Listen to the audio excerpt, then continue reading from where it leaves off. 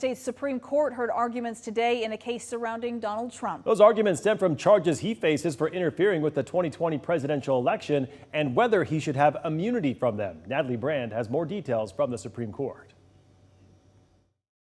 We're writing a rule for the ages. The 9 justices are faced with a question that's never been before the High Court, whether a former president is immune from criminal prosecution. There is no immunity that is in the Constitution unless this court creates it today. If a president can be charged, put on trial, and imprisoned for his most controversial decisions as soon as he leaves office, that looming threat will distort the president's decision-making precisely when bold and fearless action is most needed. The justices appeared skeptical of Trump's attorney's arguments of broad immunity. He talks to his generals all the time, and he told the generals, I don't feel like leaving office. I want to stage a coup. Is that immune?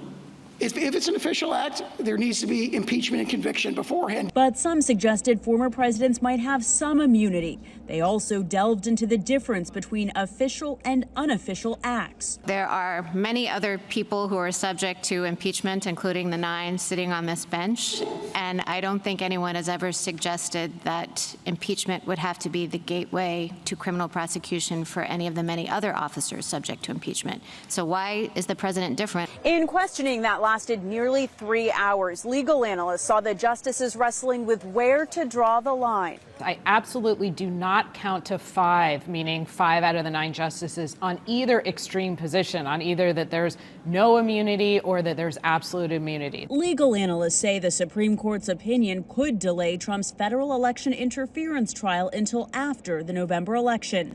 Natalie Brand, CBS News, the Supreme Court.